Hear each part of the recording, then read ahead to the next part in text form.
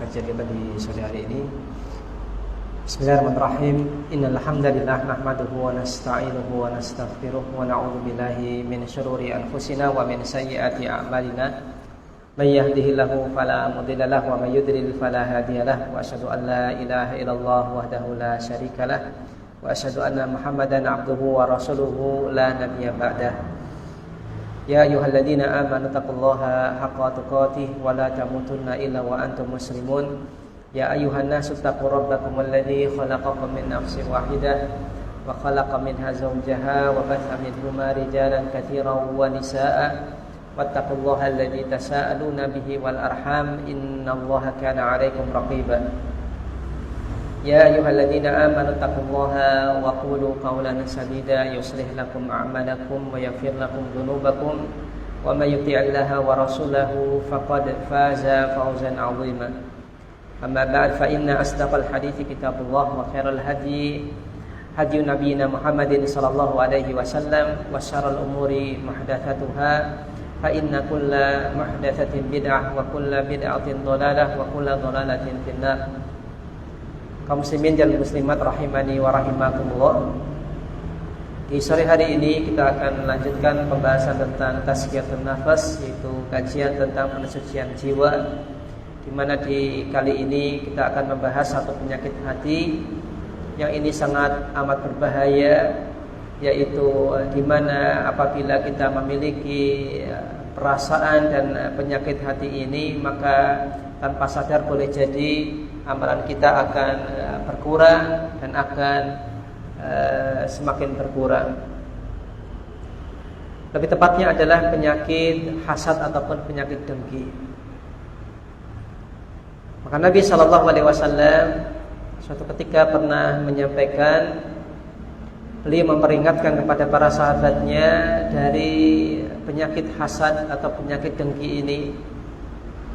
Maka dari Abu Hurairah radhiyallahu anhu, beliau menyampaikan, qala Rasulullah sallallahu alaihi wasallam, Rasulullah sallallahu alaihi wasallam menyampaikan, la tahasadu, janganlah kalian saling hasad, wala tanajasu, janganlah saling kalian berbuat najas, wala tabaghadu, dan janganlah kalian saling membenci, wala tadabaru, dan janganlah kalian saling memunggungi atau membelakangi. Ila akhiril hadis, sampai seterusnya hadis. Maka Nabi SAW melarang kita untuk tahasadu, janganlah kalian saling dengki, janganlah kalian saling hasad.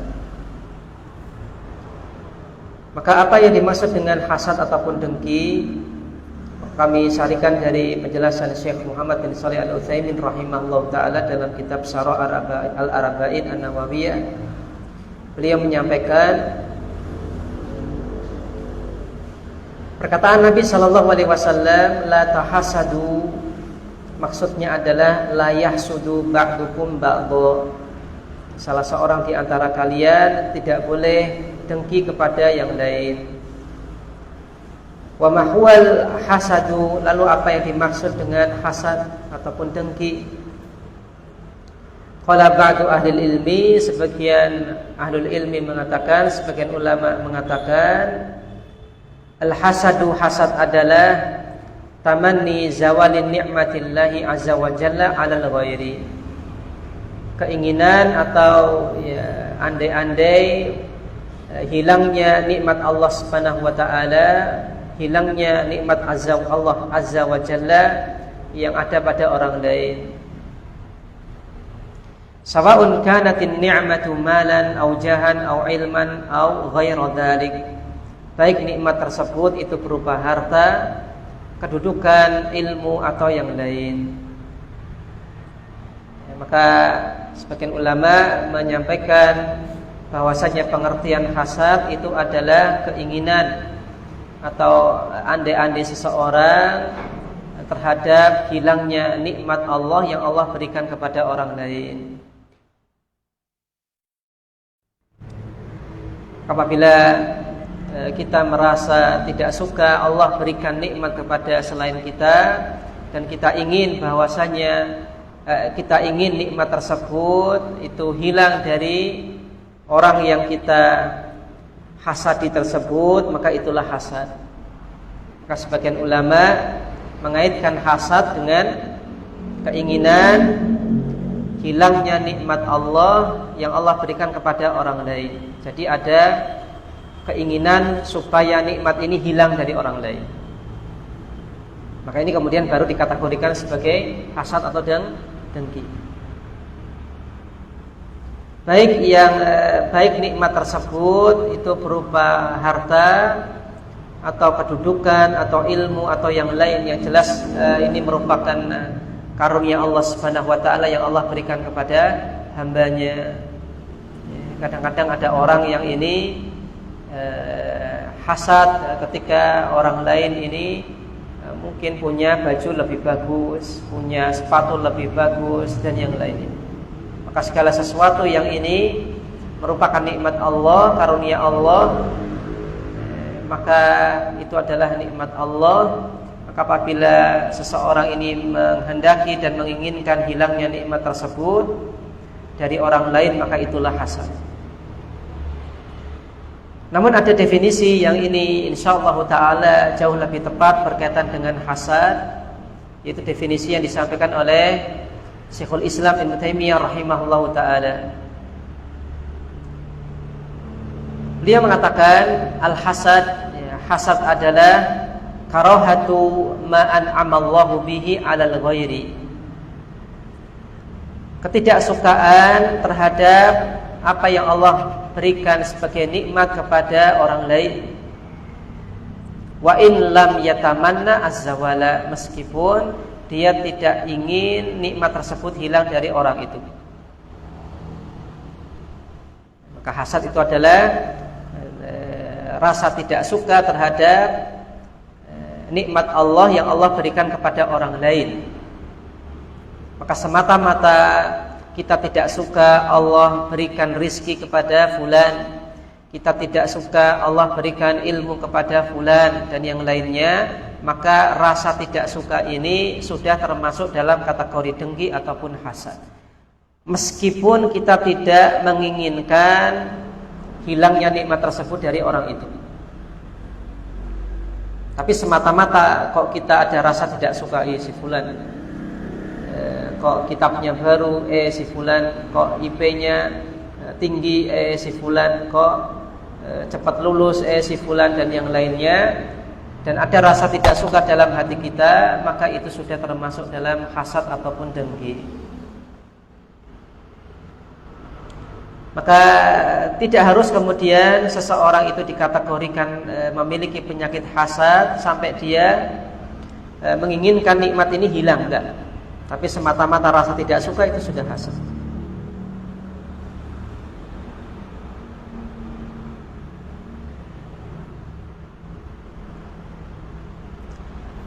Kaum muslimin yang semoga dirahmati oleh Allah Subhanahu wa taala.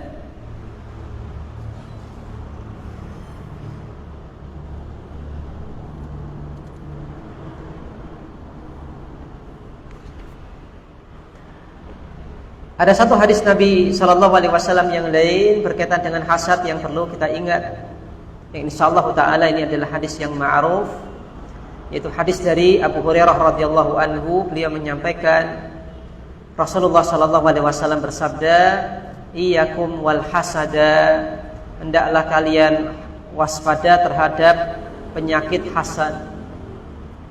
Fa innal hasada ya'kulul hasanati, karena sesungguhnya hasad ini bisa memakan kebaikan, kama ta'kulun naru al-hataba, sebagaimana api itu memakan kayu bakar. Diriwayatkan oleh Imam Abu Dawud. Maka Nabi sampaikan peringatan beliau terhadap penyakit hasad. Kenapa demikian? Nabi sampaikan dengan tegas, karena hasad ini efeknya adalah memakan kebaikan, akan meruntuhkan kebaikan sebagaimana api ini membakar kayu bakar. Maka sebagaimana api membakar kayu bakar, maka api ini panas. Api ini panas. maka demikian pula hati orang yang dengki, itu hatinya panas terhadap orang yang dia dengki. Dan Nabi SAW ibaratkan ini hasad ini membakar amalan, menghanguskan amalan sebagaimana api membakar kayu bakar. Maka api ini melahap kayu bakar dan membakar kayu bakar itu perlahan. Tidak langsung kayu bakar ini jadi hangus, tidak. Tapi perlahan. Tidak kemudian langsung terbakar semuanya, habis jadi debu, tidak. Tapi apa? Step by step perlahan. Dari sini, dari ujung, kemudian merembet ke tengah sampai kemudian terbakar semua, hangus.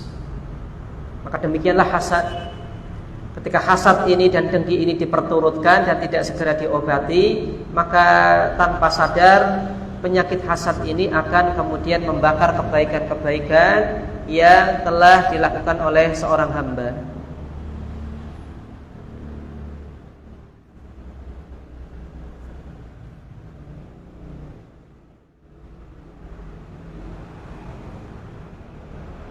Ya.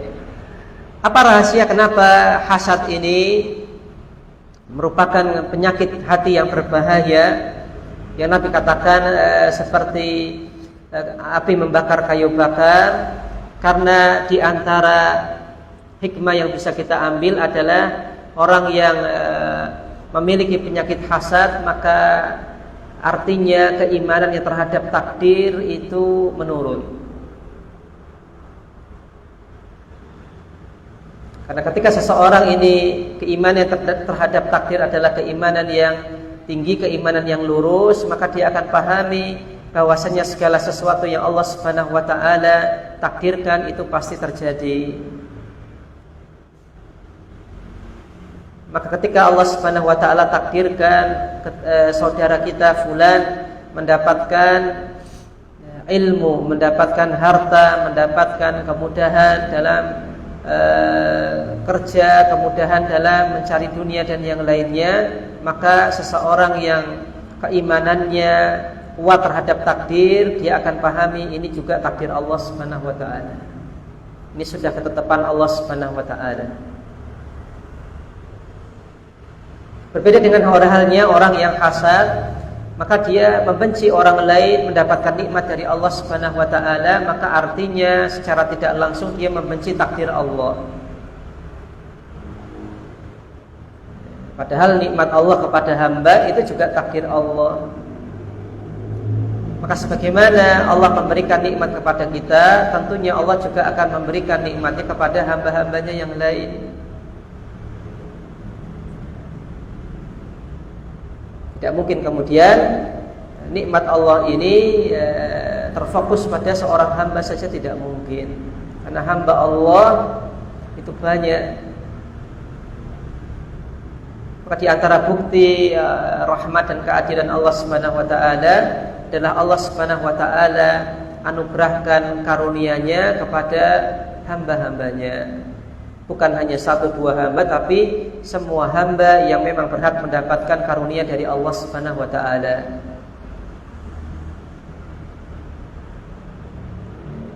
Maka orang yang hasad, sebagaimana tadi kita sampaikan, secara tidak langsung dia membenci takdir Allah Subhanahu wa taala. Maka dari sini kita bisa ambil kesimpulan ada kaitan antara maksiat hati berupa hasad dengan iman, yaitu rukun iman terhadap takdir. Ada keterkaitan erat.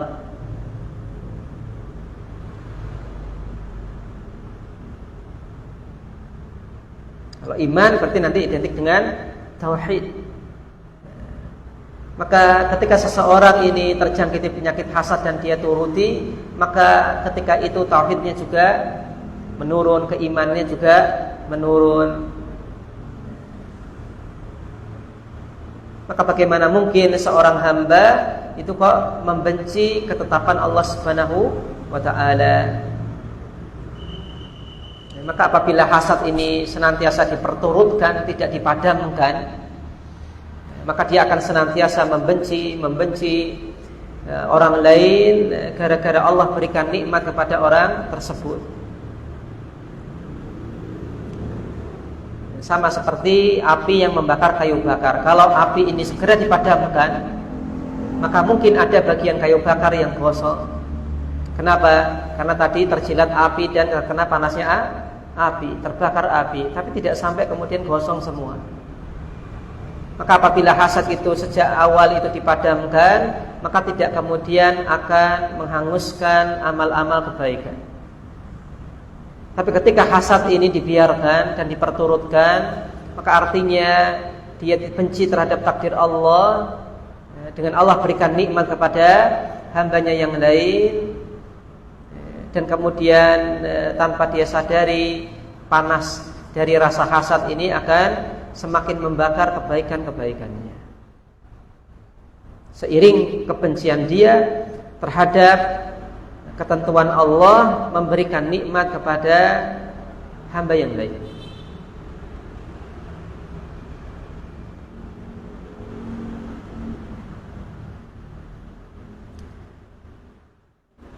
Dan penyakit hasad ini, penyakit iri ini diderita oleh orang Yahudi, di mana mereka awal kali sombong dan sesumbar bahwasanya akan ada utusan terakhir yang Allah utus, dan mereka sangka dari golongan mereka. Tapi ternyata Allah Subhanahu wa taala utus nabi terakhir dari golongan orang Arab yang sebelumnya orang Arab itu diejek habis-habisan oleh orang Yahudi sebagai kaum yang terbelakang, kaum yang bodoh dan yang lainnya. Orang Arab diejek habis-habisan oleh orang Yahudi. Namun kemudian Allah Subhanahu wa taala utus nabi terakhir dari kalangan orang Arab. Maka orang Yahudi pun karena rasa hasad dalam hati mereka tidak mau beriman kepada Rasulullah sallallahu alaihi wasallam. Padahal Allah Subhanahu wa taala sudah menyampaikan bahwasanya orang Yahudi ini mereka mengenal Nabi sallallahu alaihi wasallam sebagaimana ya'rifuna abna'ahum, sebagaimana mereka mengenal anak-anak mereka sendiri. Maka betul-betul paham ciri dari nabi terakhir. Ini ada tanda stempel kenabian, dari keluarga demikian, sifatnya demikian, kecilnya demikian, maka sudah tercantum dalam kitab suci mereka. Namun ternyata kok yang diutus itu adalah dari golongan Arab, bukan dari golongan Yahudi. Maka karena kesombongan mereka masih mengaku-ngaku kami adalah bangsa terbaik yang Allah ciptakan. Mereka telah sesumbar itu. Dan juga karena rasa malu, ternyata kok nabi terakhir itu dari golongan orang Arab, dan mereka iri terhadap orang Arab dan dengki terhadap orang Arab. Maka akhirnya hasad yang mereka miliki ini membuat mereka tidak beriman kepada Nabi sallallahu alaihi wasallam. Padahal mereka tahu persis Muhammad itu adalah nabi dan rasul terakhir.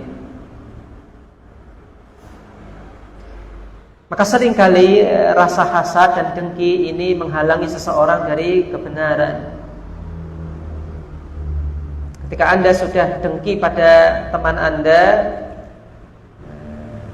semaksimal apapun usaha teman Anda menasihati Anda, itu tidak akan pernah kemudian Anda dengarkan. Karena Anda sudah benci teman Anda, karena Anda sudah hasad terhadap teman Anda. Demikian dengan orang Yahudi. Orang Yahudi ini sebenarnya tahu kebenaran, namun mereka tidak mau mengikutnya gara-gara apa? Gara-gara sombong dan hasad yang ada dalam hati mereka.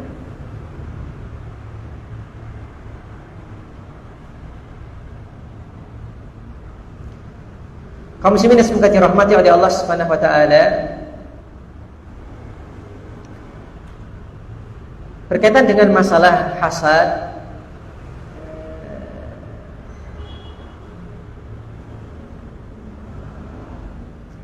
Maka hasad yang ini terjadi pada ahlu dunia, hasad yang ini terjadi antara ahlu dunia, ini tentunya juga menimbulkan efek negatif yang besar. Namun yang lebih parah dari itu adalah ketika hasad ini menjangkiti para ulama. Ketika penyakit dengki itu menjangkiti orang-orang yang soleh, antara orang soleh, antara ulama, ini efeknya jauh lebih berbahaya.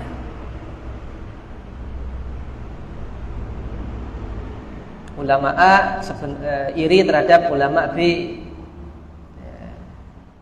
tanpa sadar dalam hatinya itu ada hasad. Di jamaah, di kajiannya dia kok jamaahnya sedikit, di ulama B kok jamaahnya banyak. Maka tanpa sadar muncul rasa hasad, yang mana dari hasad ini akan bisa merusak keberkahan proses menuntut ilmu agama dan juga proses mengajari agama kepada orang lain. Keberkahannya itu akan hilang dan juga akan merusak keikhlasan. Maka boleh jadi ketika ulama ini terjangkit penyakit hasad, maka dia akan berpesan kepada muridnya, jangan belajar kepada ulama B, kemudian mengatasnamakan alasan agama untuk kemudian tidak memperbolehkan muridnya untuk belajar sama ulama B. Ini ulama B demikian, jangan belajar ke sana. Padahal akar permasalahan utama itu adalah karena ulama A ini iri terhadap ulama B, bukan alasan yang lain. Tapi kemudian karena perasaan iri dengki ini semakin menjadi-jadi dan tidak segera diobati, akhirnya rusaklah thalabul ilmi, rusaklah keikhlasan, rusaklah keberkahan menuntut ilmu. Maka diperingatkanlah banyak orang, jangan ngaji sama ulama B. Kenapa? Demikian. Padahal tidak terbukti itu. Ternyata karena iri dan dengki.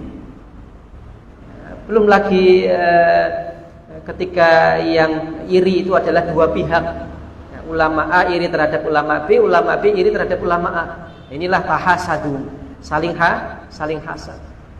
Maka ulama A bilang jangan ke ulama B bilang jangan ke ulama A, mengatasnamakan agama, tapi ternyata setelah ditelusuri kembali akar permasalahannya adalah karena permasalahan pribadi, permasalahan duniawi yang akhirnya membuat kedua alim ini saling hasad. Maka ketika hasad ini menjangkiti orang soleh dan menjangkiti ulama, ini jauh lebih berbahaya. Karena yang rusak itu nanti adalah urusan akhirat dan juga urusan dakwah, thalabul ilmi. Belum lagi nanti para penuntut ilmu pemula yang ini baru ngaji, baru belajar, itu akan bingung. Ini kok saya ngaji sama ulama A bilang jangan ke ulama B, saya ngaji ke ulama B bilang jangan ke ulama A. Padahal kajiannya ya kitabnya sama, metodenya sama, dan yang lainnya penampilan juga sama, yang diajarkan sama. Kenapa kok sampai seolah-olah bermusuhan? Maka yang akan rusak itu adalah pengajian. Ini jauh lebih berbahaya. Dan juga tentunya ketika hasad ini menjangkiti kita murid, itu para penuntut ilmu, ini juga berbahaya. Maka intinya ketika hasad ini menjangkiti orang soleh, ini akan sangat amat berbahaya. Jauh lebih bahaya daripada ketika hasad ini menjangkiti ahlu dunia, antar ahlu dunia. Karena kalau ahlu dunia itu seringnya yang rusak ya dunianya, rusak dunianya.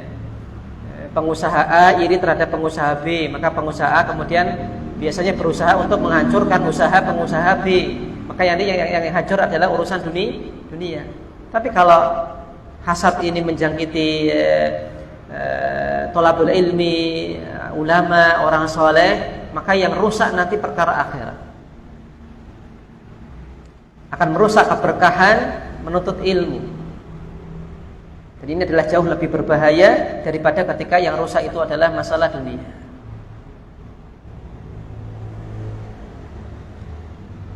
Maka seorang penuntut ilmu, di antara adab dalam menuntut ilmu itu adalah betul-betul menjaga hatinya supaya tidak hasad kepada temannya yang lain.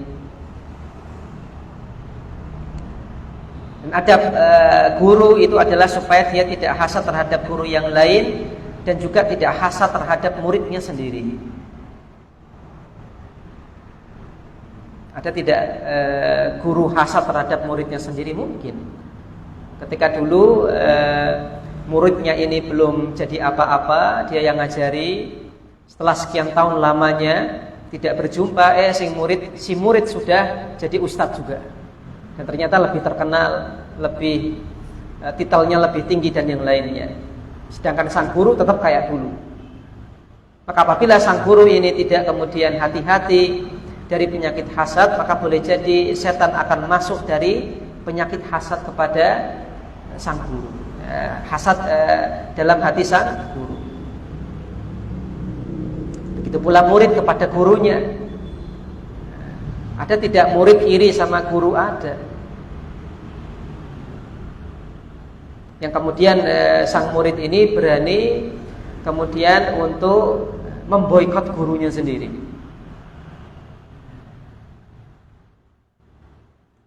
Nah, dulu diajari bahasa Arab, diajari baca kitab dan yang lainnya. Karena satu dan lain hal, sang murid kemudian iri pada sang guru. Kemudian dia akhirnya jadi ustadz juga, memperingatkan kepada muridnya, jangan ngaji kepada Ustadz Fulan. Setelah ditelusuri, loh kan Ustadz Fulan guru Anda, kenapa Anda kok melarang? Karena ini, karena itu.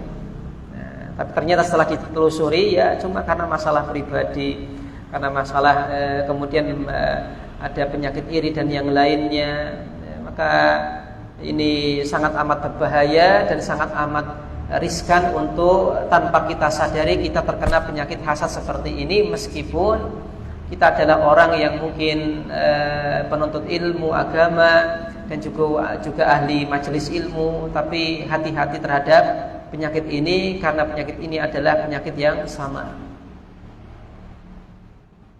Misalkan sama-sama halaqah tahfidz, teman Anda lebih cepat dalam menambah hafalannya, sedangkan Anda harus terbata-bata. Maka jangan kemudian iri dengan pengertian yang negatif. Kemudian Anda tidak suka kepada teman Anda gara-gara hal ini.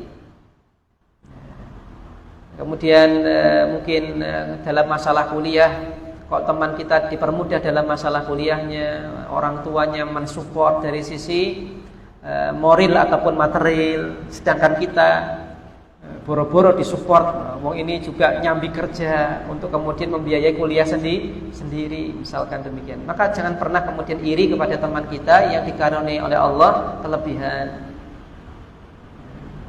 Lalu bagaimana caranya supaya kita tidak berlarut-larut dalam hasad? Mungkin untuk kemudian kita terselamatkan 100% dari penyakit hasad, mungkin jarang di antara kita yang bisa seperti ini. Jarang di antara kita yang bisa seperti ini. Umumnya kita ketika melihat orang lain dapat nikmat dari Allah, kita ada rasa agak gak suka. Kenapa bukan saya yang dikasih nikmat? Maka apabila ini terjadi, maka segeralah beristighfar kepada Allah Subhanahu wa taala dan mengingat bahwasanya ini adalah takdir Allah. Ini kehendak Allah Subhanahu wa taala. Dan pasti ada hikmahnya. Allah berikan kepada fulan nikmat dan kita tidak diberikan nikmat oleh Allah, itu pasti ada hikmahnya. Dan kemudian obatilah hasad Anda bukan dengan menyakiti orang yang Anda dengki, tapi dengan Anda memohon kepada Allah Subhanahu wa taala karunia-Nya sebagaimana yang Allah berikan kepada orang yang kita dengki. Atau bahkan kita minta supaya Allah karuniakan kepada kita lebih daripada yang Allah berikan kepada orang yang kita dengki. Ini diantara obatnya.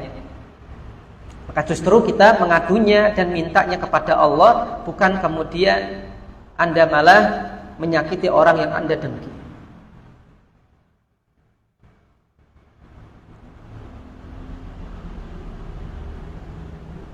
Ya, misalkan ini ada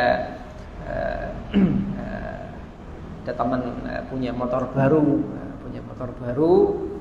kita motornya butut, sudah sekian tahun lamanya, dari sejak SMA ini motornya ini terus sampai mau lulus kuliah. Sedangkan ada teman kita yang tiap semester gonta-ganti motor. Kita mungkin merasa iri dan yang lainnya. Maka apabila kita malah ngerusak motornya, jahili motornya, maka ini bukanlah obat untuk kemudian menghilangkan panas yang ada dalam hati kita. Itu akan semakin menjadi-jadi. Tapi ketika kita memahami bahwasanya ini adalah kehendak Allah, ini takdir Allah, dan pasti ada hikmahnya, dan tentu kemudian kita berdoa kepada Allah Subhanahu wa taala, ya Allah, berikan kepadaku karunia sebagaimana karunia yang Kau berikan kepada fulan. Atau Anda berdoa, ya Allah, berikan kepadaku karunia lebih daripada karunia yang Kau berikan kepada fulan. Maka setidaknya dengan kita memohon kepada Allah seperti ini, akan sedikit demi sedikit meredam rasa iri hati kita kepada orang lain. Tapi kalau tidak ada usaha untuk menangkal hasad dan tidak ada usaha untuk memadamkan api panasnya hasad, maka jangan heran apabila rasa dengki ini akan semakin membara. Harus ada usaha yang dilakukan, jangan dibiarkan.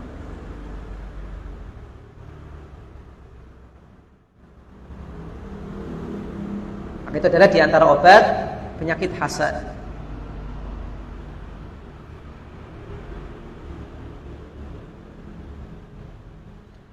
Dan penyakit dengki ataupun hasad ini ada beberapa tingkatan. Jadi dengki itu ada beberapa tingkatan.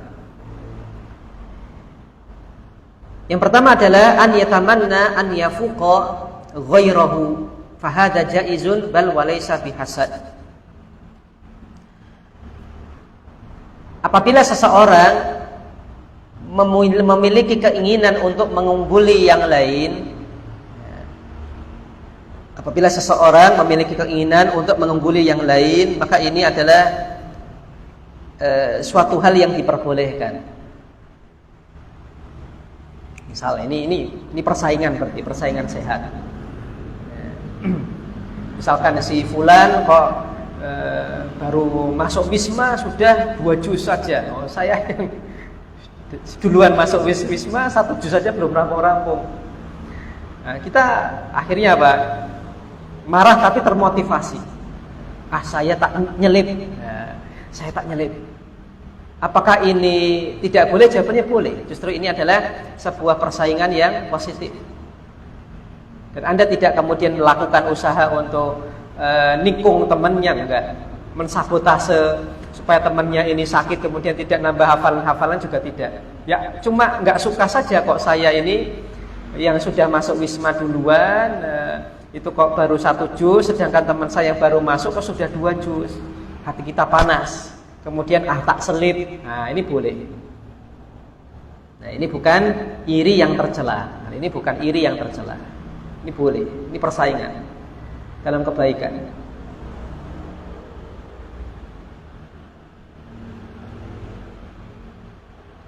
Kalau sudah nikah itu biasanya saingannya, balapannya, yang pertama istri, yang kedua anak.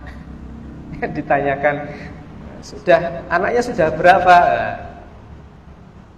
Ya, kalau misalkan konsep punya anak itu adalah dengan banyak anak semakin banyak kesempatan pahala yang Anda bisa raih dengan mendidik anak, maka nggak masalah. Tapi kalau konsepnya cuma banyak-banyakan anak saja, kemudian aduh anakku nembe siji, padahal dia nikahnya keri anaknya sudah 3, iri masalah seperti ini, maka ini juga tidak baik. Tapi kalau maksud punya anak dan punya banyak anak itu adalah dalam rangka untuk menambah pahala dengan mendidik anak supaya menjadi anak yang soleh dan memang mampu untuk itu, maka ini sebuah persaingan yang baik. Kemudian tingkatan yang kedua adalah ketika seseorang membenci nikmat Allah yang Allah berikan kepada orang lain, akan tetapi dia sama sekali tidak melakukan usaha untuk supaya nikmat yang Allah berikan kepada orang lain itu hilang.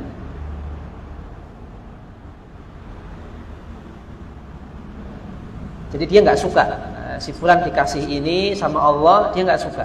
Tapi dia tidak kemudian melakukan usaha untuk mencelakai si fulan supaya nikmat ini hilang darinya. Dan kemudian dia lawan rasa irinya, dan kemudian dia lawan rasa irinya, maka kondisi yang seperti ini dikatakan oleh Syekh Muhammad bin Shalih Al-Utsaimin, fahada la yadurruhu. Maka kondisi hasad yang seperti ini insyaallah taala tidak memadorotkan orang tersebut. Dan ini umumnya kita. Dan ini umumnya kita nggak suka nih teman kita dapat lebih daripada kita, tapi kita tidak melakukan apapun usaha untuk kemudian menyakiti teman kita, kemudian mensabotase apa yang ada dimiliki oleh teman kita, dan kita berusaha untuk melawan hasad kita.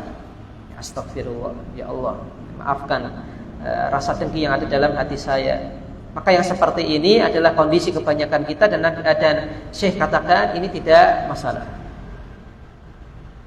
Walakin ghairuhu akmal minhu, ya, akan tetapi tentunya orang yang tidak memiliki penyakit hasad itu jauh lebih baik. Dikatakan oleh Syekh ini enggak masalah. Anda senantiasa lawan enggak masalah, tapi ketika Anda sejak awal itu sudah tidak iri karena memahami bahwasanya hasad itu adalah sebuah penyakit hati, maka itu jauh lebih baik. Kemudian tingkatan yang ketiga adalah ketika seseorang itu memiliki hasad dalam hatinya dan dia berusaha untuk menghilangkan nikmat yang Allah berikan kepada orang lain, maka hasad yang seperti inilah adalah hasad yang haram, yang mana pelakunya itu akan dihukum oleh Allah Subhanahu wa taala. Maka hasad yang kemudian ini dinilai dosa oleh Allah Subhanahu wa taala adalah ketika hasadnya diperturutkan. Ketika hasadnya diperturutkan dan kemudian sampai melakukan usaha untuk menghilangkan nikmat yang Allah berikan kepada orang lain.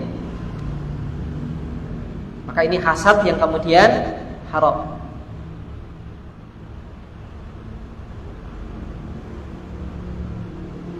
Jadi ada unsur apa? Memperturutkan rasa dengki. Artinya apa? Artinya kalau kemudian otomatis muncul dengki, kemudian kita tidak perturutkan, kita tangkal sejak awal, maka ini meskipun ada hasad, namun ini sebagaimana dikatakan oleh Syekh, la yadurruhu, tidak memberikan madarat. Yang memberikan madarat adalah ketika hasadnya ini tidak segera ditangkal, bahkan diperturutkan dan tidak diobati, bahkan dia melakukan usaha untuk menghilangkan nikmat tersebut dari orang lain. Maka inilah yang kemudian hasad yang haram dan hasad yang statusnya dosa di sisi Allah Subhanahu wa taala. Hatta sampai mungkin dia tidak berusaha menghilangkan nikmat Allah Subhanahu wa taala yang ada pada orang lain, tapi kemudian tanpa sebab yang jelas orang yang hasad ini membenci orang yang dihasadi. Ini dua orang sahabat, misalkan dua orang sahabat dari sejak kecil. Kemudian setelah lulus kuliah, si A cepat dapat kerja, si B masih belum lulus. Ini belum kuliah berarti, masih kuliah. Si A ini Sudah dapat kerja, si B itu calon mahasiswa abadi ya, belum lulus. Ini temennya, sahabatnya sudah lulus duluan. Di jurusan yang sama, di fakultas yang sama. Bahkan satu kelas, satu angkatan. Nah, ini tapi nasibnya beda. Maka kemudian si B itu melihat nasib temannya seperjuangan kok lebih baik, muncul iri. Dan dia tidak melakukan usaha apapun untuk kemudian supaya si siapa tadi yang dapat nikmat, si A ya, si A ini celaka ataupun hilang karunia dari Allahnya, enggak. Cuman kemudian dia benci sama si B, sama si A, enggak suka, tanpa ada alasan yang jelas. Biasanya ngobrol bareng, ini enggak mau, menjauh. Maka hasad yang diperturutkan seperti inilah yang kemudian statusnya adalah haram. Maka apabila mungkin boleh kita bagi lagi, maka tingkatan yang ketiga itu adalah orang yang punya hasad dalam hatinya dan diperturutkan, meskipun dia tidak memiliki keinginan untuk menghilangkan nikmat tersebut, maka ini pun haram. Kenapa? Karena dia tidak menjaga kesehatan hatinya. Hasadnya masih membara. Tanpa sadar pasti nanti akan membakar amalan solehnya sedikit demi sedikit. Dia tidak ada usaha untuk memadamkannya. Ini pun haram, tidak boleh. Apalagi tingkatan berikutnya, yaitu ketika seseorang itu membiarkan hasadnya tetap membara, kemudian sampai melakukan usaha untuk menyakiti orang yang didengki ataupun menghilangkan nikmat Allah kepada orang yang didengki. Entah itu kemudian dengan pandangan mata, dengan rasa tidak suka, sehingga orang yang didengki itu menjadi apa? Kena penyakit ain. Karena di antara sebab penyakit ain itu adalah karena pandangan mata dari orang yang hasad. Meskipun di sisi yang lain, pandangan mata orang yang itu kagum betul dan cinta betul terhadap yang dipandang, namun tidak kemudian diiringi dengan zikir kepada Allah, ini pun bisa menimbulkan penyakit ain. Tapi seringnya penyakit ain ini terjadi dari pandangan mata orang yang dengki. Terjadilah ain tanpa sebab, orang sakit tanpa sebab, tiba-tiba kok pingsan dan yang lainnya, padahal enggak apa-apa, tidak ada riwayat penyakit dan yang lainnya, kok tiba-tiba demikian. Maka ada kasus terkena penyakit ain, meskipun ya tidak senantiasa tiba-tiba ini penyakit ain, tapi ada kasus di mana boleh jadi itu kena penyakit ain.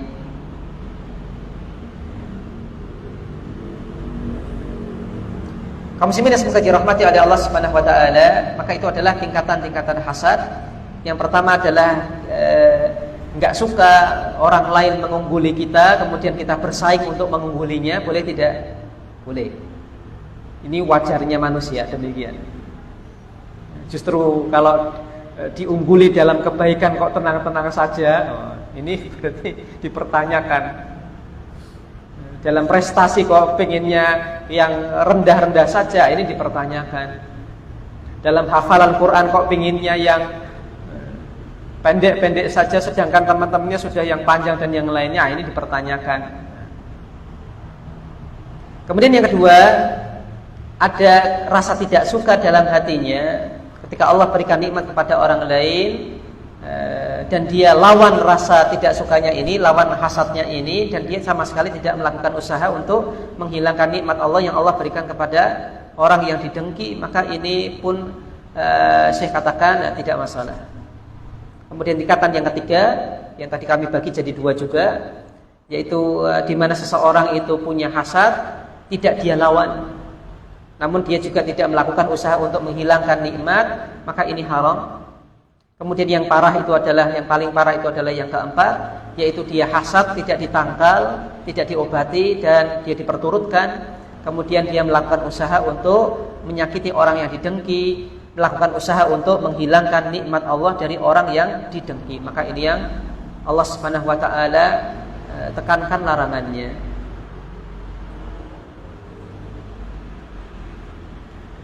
Kaum muslimin yang semoga dirahmati oleh Allah Subhanahu wa taala, apabila seseorang ini keimanan terhadap takdir itu adalah keimanan yang baik, keimanan yang lurus, maka insyaallah taala dia akan semakin besar kemungkinannya untuk terhindar dari penyakit hasad.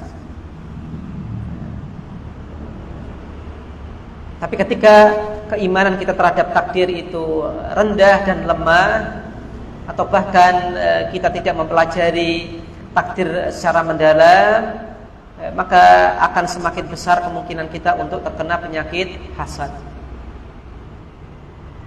Dan penyakit hasad ini adalah sebuah penyakit di antara penyakit yang tidak bisa membuat tidur nyenyak seseorang. Kenapa? Hatinya senantiasa membara. Dia tidak akan kemudian memiliki ridho terhadap nikmat Allah yang Allah berikan kepada orang lain. Maka tidurnya tidak nyenyak. Sampai dalam kasus antar tetangga, ini ngelihat tetangganya pekan ini beli kulkas baru, panas hatinya. Bulan berikutnya motornya baru, panas lagi. Bulan berikutnya naik haji, panas lagi. Maka apabila hasad ini senantiasa diperturutkan, maka dia akan terbawa sampai tidur. Dia tidak akan pernah bisa tidur nyenyak, dan juga tidak akan pernah merasa tenang ketika Allah berikan nikmat yang lebih kepada orang lain daripada dirinya, dan nggak akan pernah ada habisnya. Lihat si fulan nggak senang, kemudian lihat temannya yang lain nggak senang, lihat gurunya, kayaknya guru saya kok enak betul, sudah nikah punya anak, sudah lulus kuliah, enak betul, nggak senang sama gurunya.